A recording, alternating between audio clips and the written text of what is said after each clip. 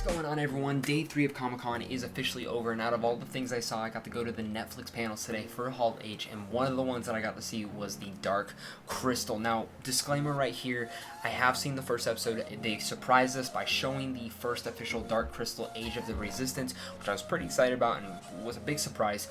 But the thing is I can't perfectly review it yet, so pretty much what I'm going to be doing is talking about the panel and how excited I am now for Dark Crystal. Because the thing is, I never truly grew up with Dark Crystal. Like, I liked the movie and I definitely need to revisit, but I'm a big fan of puppetry and seeing how they interact and use them inside these worlds. And Dark Crystal is one of those films that I think still holds up to date because of that puppetry. And knowing the technology that they could have today, that's something that could easily elevate this franchise, and that's something that they're easily doing.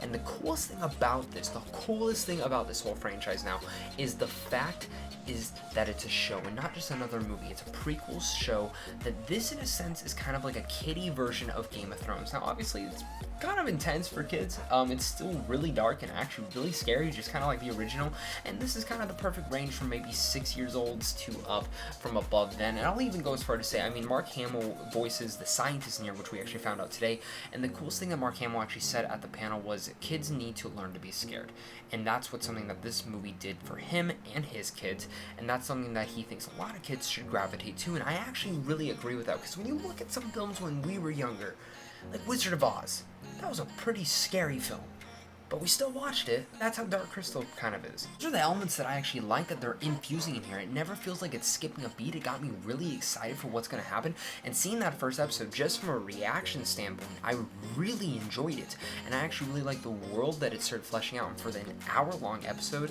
I know there's 10 episodes in this one season, I don't know where they're going to go, because they packed so much in this first episode that didn't feel exhausting, but it was very well done, and I was super happy with it.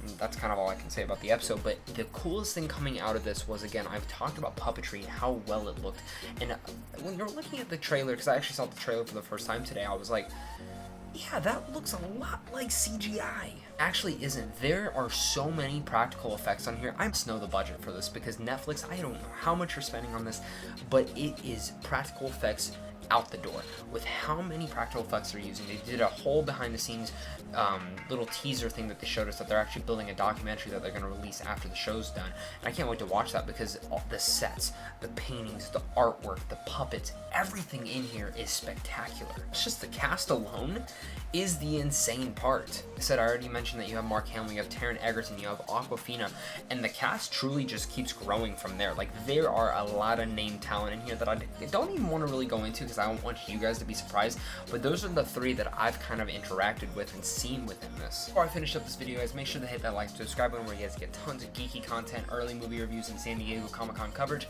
and also hit up Sandwich on Films on how to see films early. With great puppetry coming back to bring us this world, and new mythology building adding into the Dark Crystal, there are so many cool things within this world that they can truly flesh out in this prequel series.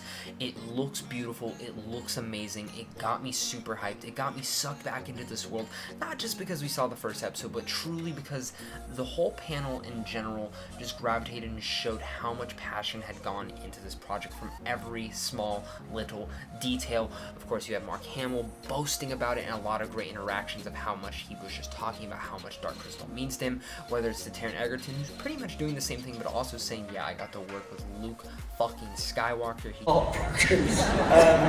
Because can I swear? Am I allowed to say? It's Luke fucking Skywalker. Definitively said that. It was really sad, because actually after that, they got Mark Hamill to talk like Kermit, Joker, the scientist, which was really cool. We actually got to see him do the voice on stage. Your essence is required in Hall H at Comic-Con. Turns to Egerton, he's like, well, you do Elton John, and everyone started chanting it, and then yeah, he didn't do it, sadly, but it was really funny to see that, and just the interactions, the fun parts of this. These are a lot of the reasons to go to Comic-Con, and I'm really happy that I ended up going to Hall H, guys. But guys, thank you guys so much for watching this. Let me know down below how excited you guys are for Dark Crystal. Are you guys not? Are you a fan of the first ones? Let's talk about it down below, guys. Thank you guys again so much for watching this. Look out for a bunch of more coverage coming soon. I'm probably going to have about 2 more videos talking about the Marvel Hall H stuff. That'll probably be released either on Sunday or Monday, so do look out for that. And of course, guys, if you guys are new here, hit that like and subscribe button. Check out Sandwich on Films, and I'll make sure to catch you guys soon.